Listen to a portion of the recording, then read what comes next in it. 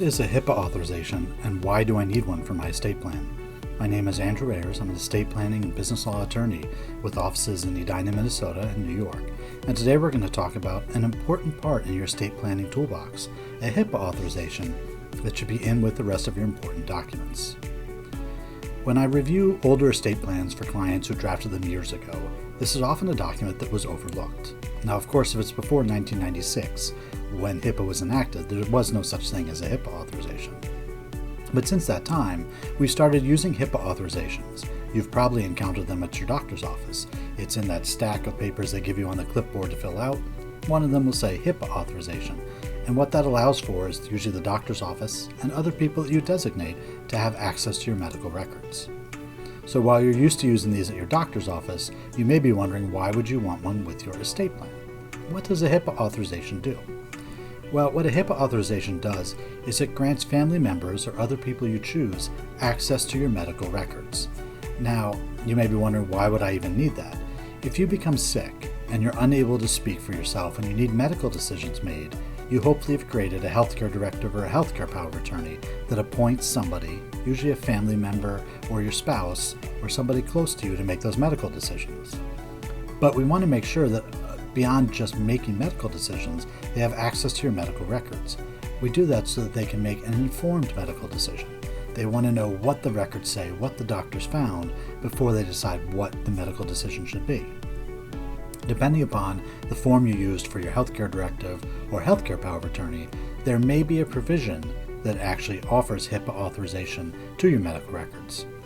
However, when you deal with doctors, they're used to seeing a separate document that says HIPAA authorization across the top. So having a HIPAA authorization to supplement your healthcare power of attorney makes it a little bit easier. It's something they're more comfortable dealing with. So you may be wondering, how do I create a HIPAA authorization? Well, you can find forms online, but this is a pretty important form, so you want to make sure you're getting the right one. If you're not sure, here's what a HIPAA authorization should have included in it. At the top, it's going to say HIPAA authorization, HIPAA, not HIPAA like hippo, HIPPA. If someone gives you an authorization that says HIPPA, I would not sign it. The next thing you're going to have is your legal name. You want to make sure it's got the correct legal name on there because they're going to be comparing that to your medical records. Third, you want to make sure it authorizes medical providers to disclose the information to the people that you choose.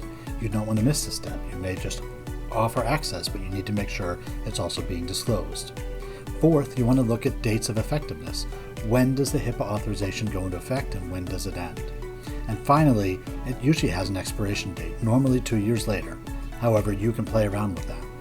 So for example, most of my HIPAA authorizations will actually last 2 years after your death.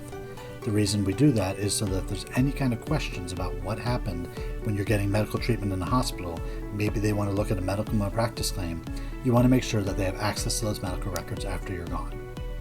There's going to be two ways you can handle this. The first is you can try to do this yourself, but as an attorney, I'm sure you know that I'm not going to recommend that. The second way, and the better way to do all of this, is to create an estate plan working with a professional. A HIPAA authorization should be part of that toolkit that you're given from your lawyer. There should be a will, there should possibly be a trust, we want a healthcare power of attorney, a HIPAA authorization, a living will, personal property memorandums if you're in one of those states, and there can be other documents that go along with all of these. But it's important that you make sure to work with a professional who's getting you the complete package, not just some random document from a website. If you're ready to get started, you can go to my website, andrewmayers.com. There's a red legal strategy session button. Click that and you're taken to my personal calendar. We'll set up a legal strategy session and we'll go over what are the best options for you and your family to protect your legacy. We want to make sure that HIPAA authorization is one of the documents in your estate planning toolkit.